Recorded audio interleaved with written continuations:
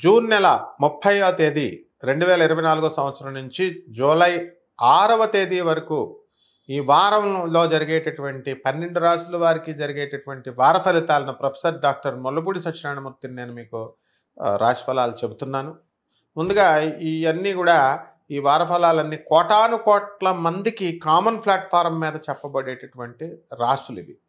కాబట్టి ఈ కొన్ని రాశుల వారికి మంచిగా ఉంటే కొన్ని రాశుల వారికి మనకి మంచిగా ఉండవన్నమాట.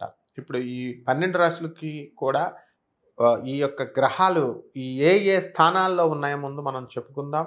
మనకి కుజుడు చక్కగా కుజ గురులిద్దరూ కూడా మనకి వృషభ రాశిలోకి రావడం, ఆ తర్వాత రవి శుక్రులిద్దరూ కూడా మనకి కర్కాటక రాశిలో, బుధుడు మరి సింహరాశిలో, కన్యా రాశిలో కేతువు, మరి రాహు మీనరాశిలో, శని కుంభరాశిలో వక్రించున్నాడు.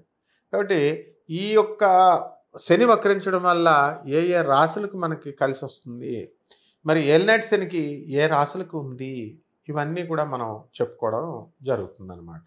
వృశ్చిక రాశి. ఈ వృశ్చిక రాశి వారికి ఈ వారం చాలా అద్భుతంగా ఉంది. లాభంలో ఉన్నటువంటి కేతుగ్రహము, అర్ధాష్టమంలో ఉన్నటువంటి శని మీకు ఎన్ని ఛాలెంజెస్ తీసుకొస్తున్నప్పటికీ కూడా అన్ని ఛాలెంజెస్ని మీరు దాటుకుని ముందుకెళ్ళిపోతారు. మరి ఆధ్యాత్మికంగా మీరు ఎంతో ఎదుగుదల అనేటటువంటిది మీకు కనబడుతుంది.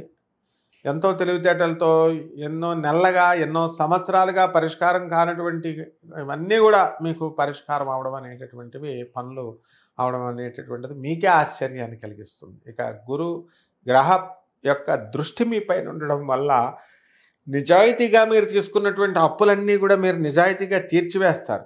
వృత్తిలో, వ్యాపారాల్లో మీకు బ్రహ్మాండంగా మీకు కలిసి వస్తుంది. అయితే కుటుంబ విషయంలో మాత్రం కాస్త గొడవలు అనేటటువంటివి మీకు ఉంటాయి ఫ్యామిలీలో. ఇవన్నీ కూడా పట్టించుకోవాల్సినటువంటి అవసరం లేదు. అర్ధాష్టమ శనిగ్రహ ప్రభావం వల్ల 1కి 2 సార్లు మీరు కష్టపడి పని చేయాలి. కాస్త బుర్ర తక్కువగా మీరందరూ కూడా ప్రవర్తించడం అనేటటువంటిది జరుగుతుంది. కాబట్టి ఈ యొక్క వృశ్చిక రాశి వాళ్ళు అలా కాకుండా కాస్త తక్కువగా మాట్లాడుతూ మరి జాగ్రత్తగా టాక్టిక్స్గా మీరు పనులు పూర్తి చేసుకోవడం అనేటటువంటిది ఈ వారంలో చేసుకోవాలి. ఇక పిల్లలతో వాదోపవాదాలు దిక్కకూడదు.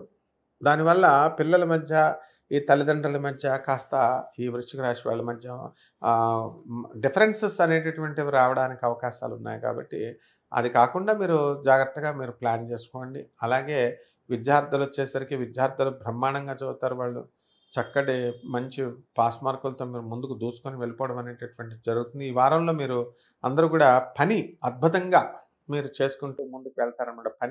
పని రాక్షసులు అయిపోతారు.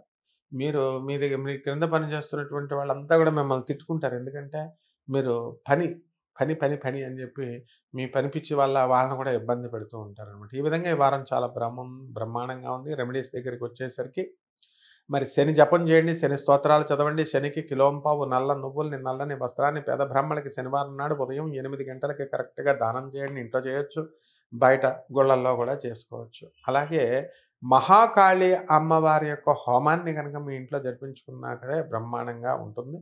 మీ కోరికలన్నీ కూడా నెరవేరడం జరుగుతుంది.